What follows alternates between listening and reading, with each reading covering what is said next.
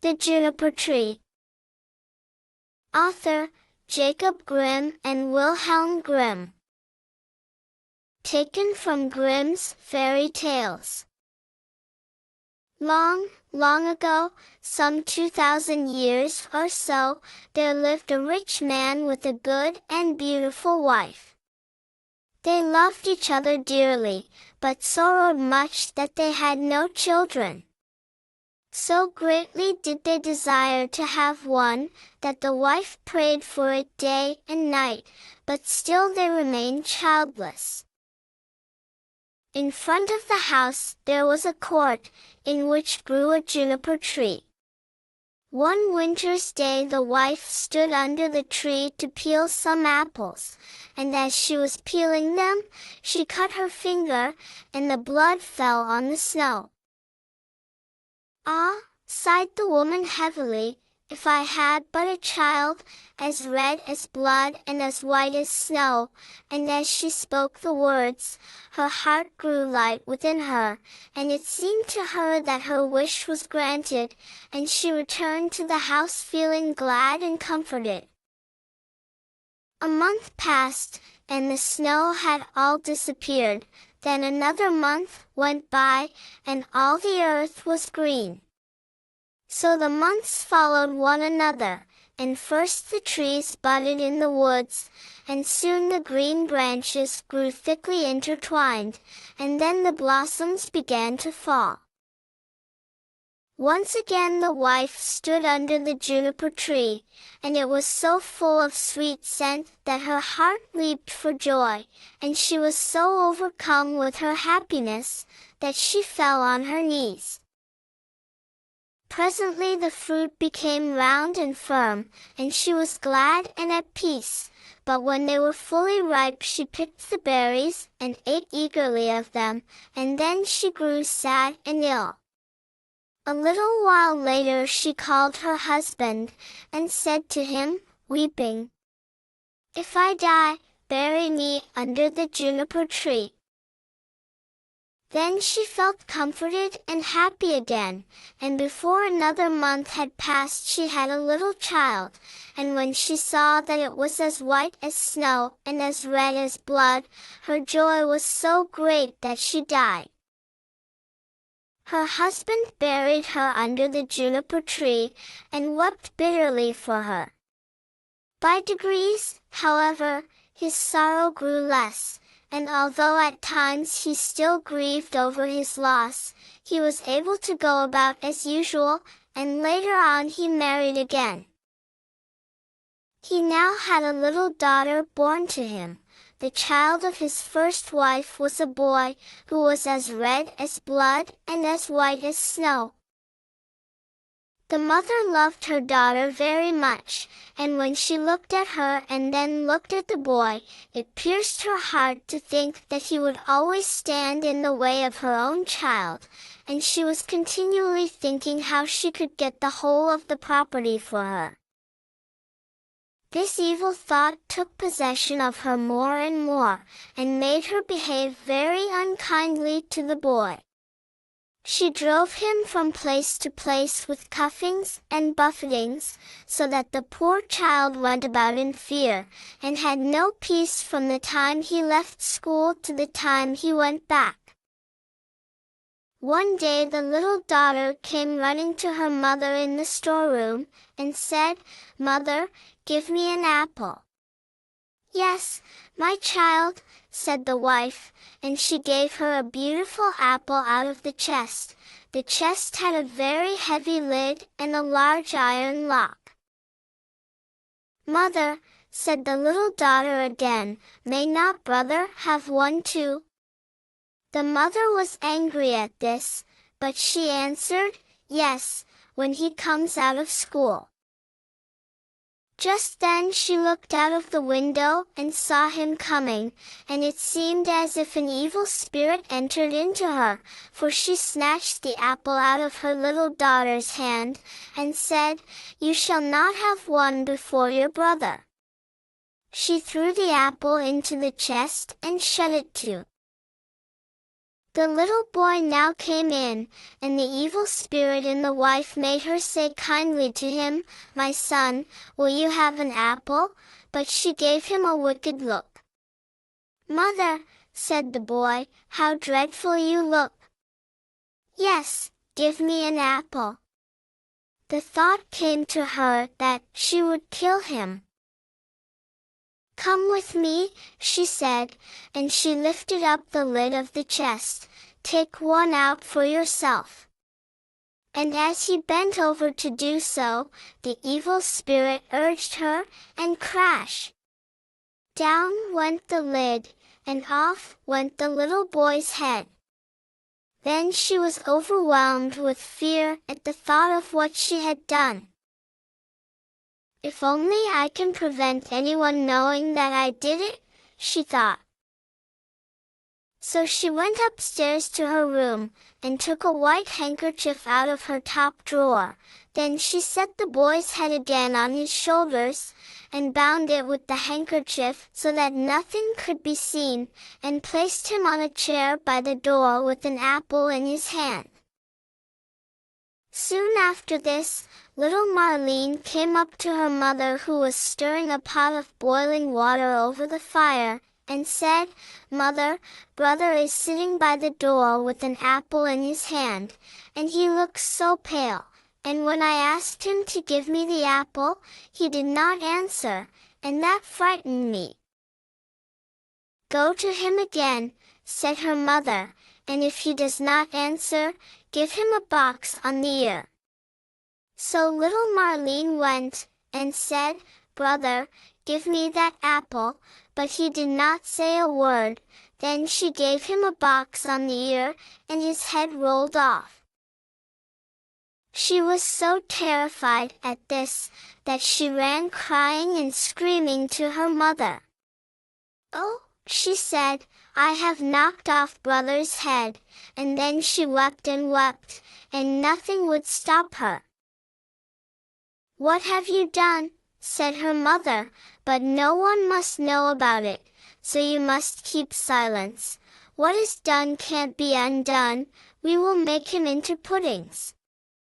And she took the little boy and cut him up, made him into puddings, and put him in the pot.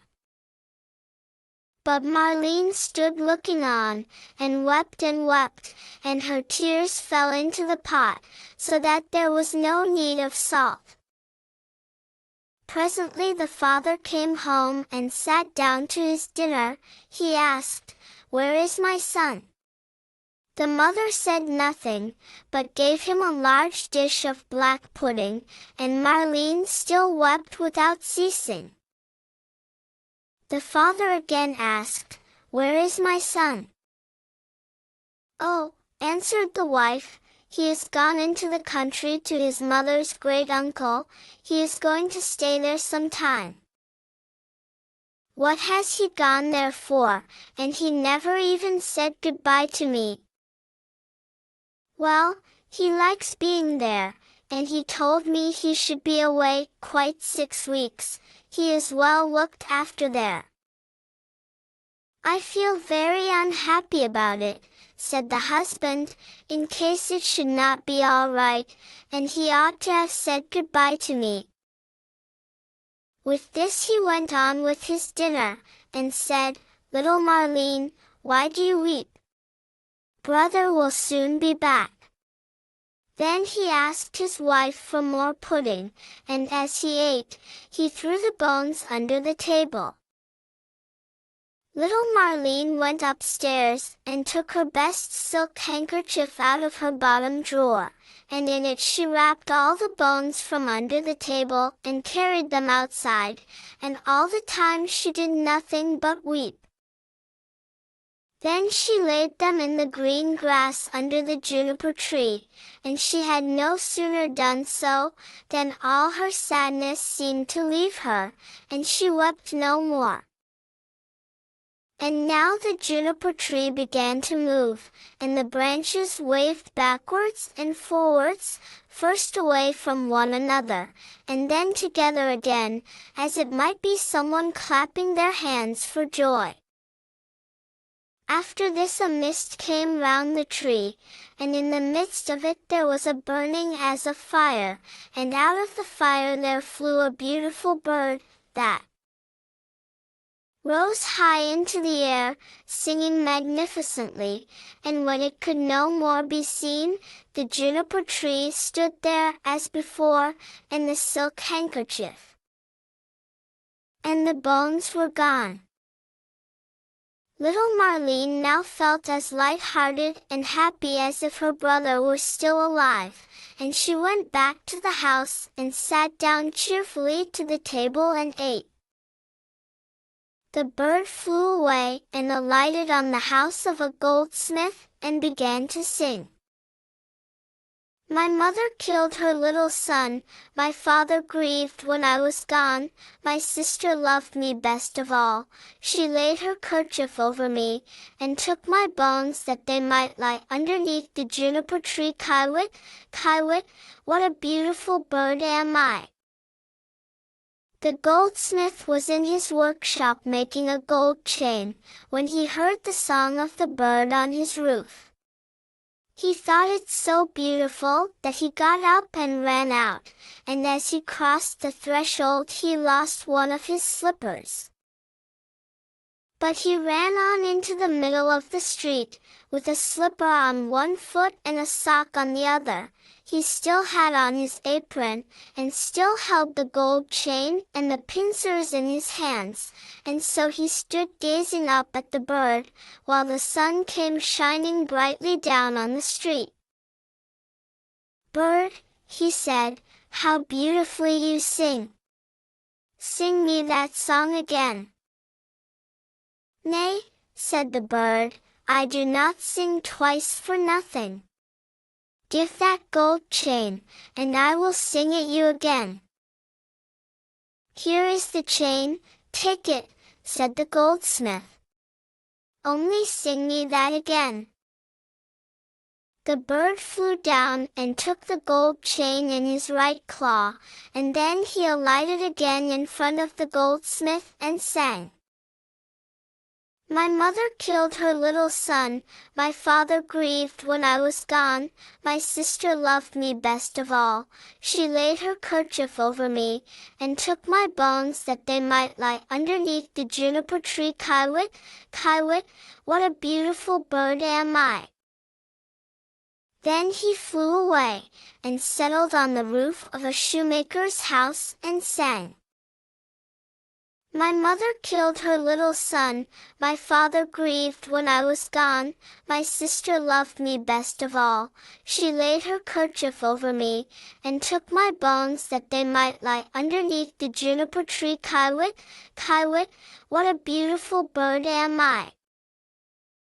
The shoemaker heard him, and he jumped up and ran out in his shirt sleeves, and stood looking up at the bird on the roof with his hand over his eyes to keep himself from being blinded by the sun.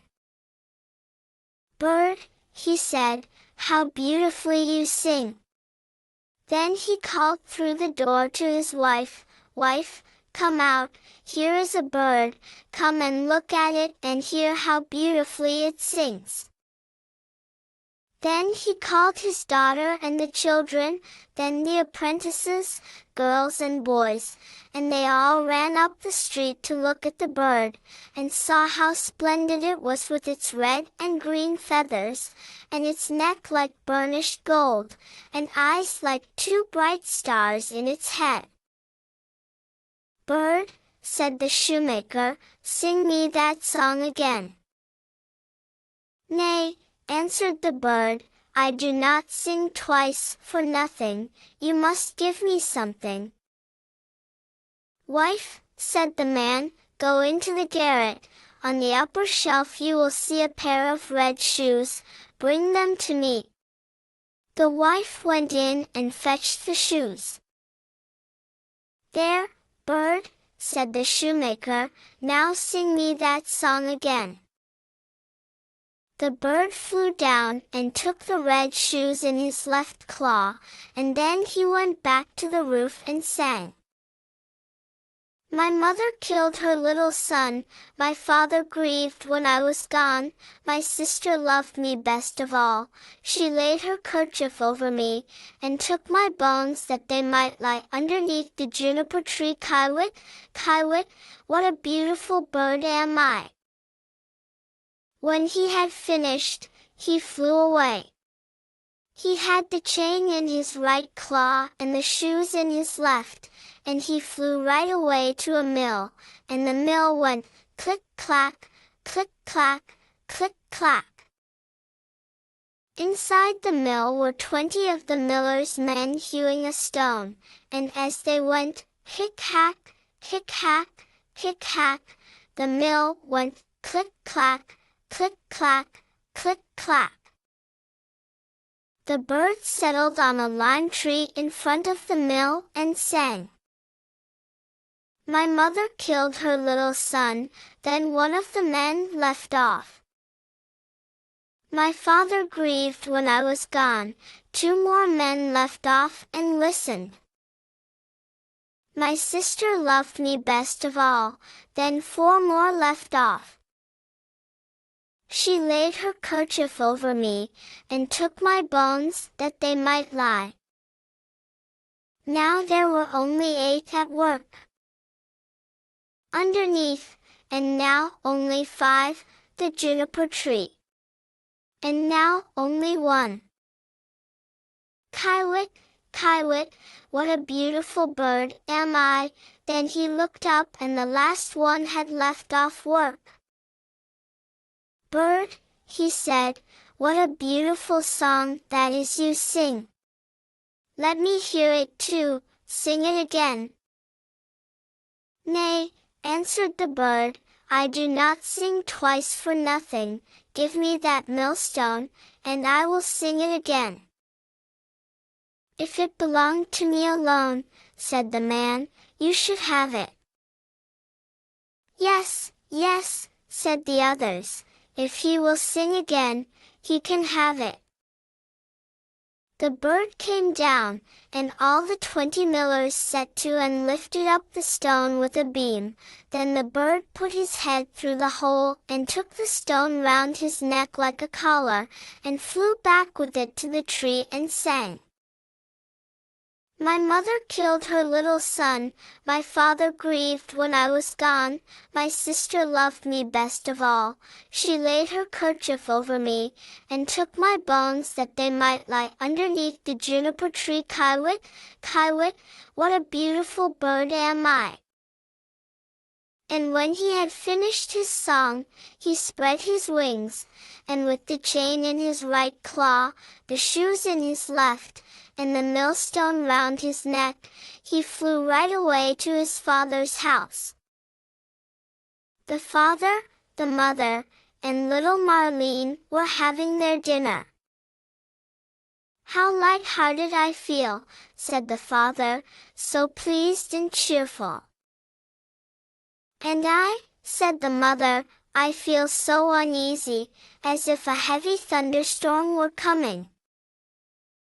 But little Marlene sat and wept and wept. Then the bird came flying towards the house and settled on the roof. I do feel so happy, said the father, and how beautifully the sun shines. I feel just as if I were going to see an old friend again. Ah, said the wife, and I am so full of distress and uneasiness that my teeth chatter, and I feel as if there were a fire in my veins, and she tore open her dress, and all the while little Marlene sat in the corner and wept, and the plate on her knees was wet with her tears. The bird now flew to the juniper tree and began singing. My mother killed her little son, the mother shut her eyes and her ears, that she might see and hear nothing, but there was a roaring sound in her ears like that of a violent storm, and in her eyes a burning and flashing like lightning. My father grieved when I was gone. Look, mother, said the man, at the beautiful bird that is singing so magnificently, and how warm and bright the sun is, and what a delicious scent of spice in the air. My sister loved me best of all. Then little Marlene laid her head down on her knees and sobbed. "I must go outside and see the bird nearer," said the man. "Ah, do not go," cried the wife. "I feel as if the whole house were in flames." But the man went out and looked at the bird. "She laid her kerchief over me, and took my bones that they might lie underneath the juniper tree. Kiwit, Kiwit, what a beautiful bird am I!" With that the bird let fall the gold chain, and it fell just round the man's neck, so that it fitted him exactly. He went inside, and said, "See, what a splendid bird that is! He has given me this beautiful gold chain, and looks so beautiful himself." But the wife was in such fear and trouble, that she fell on the floor, and her cap fell from her head. Then the bird began again. "My mother killed her little son.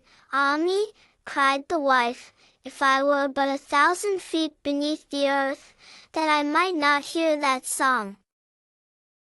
My father grieved when I was gone." Then the woman fell down again as if dead. "My sister loved me best of all." "Well," said little Marlene, "I will go out too and see if the bird will give me anything." So she went out. She laid her kerchief over me, and took my bones that they might lie, and he threw down the shoes to her.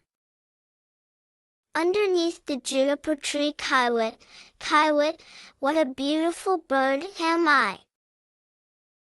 And she now felt quite happy and light-hearted. She put on the shoes and danced and jumped about in them. "I was so miserable," she said, "when I came out, but that has all passed away. That is indeed a splendid bird, and he has given me a pair of red shoes." The wife sprang up, with her hair standing out from her head like flames of fire. "Then I will go out too," she said, "and see if it will lighten my misery, for I feel as if the world were coming to an end." But as she crossed the threshold, crash! The bird threw the millstone down on her head, and she was crushed to death.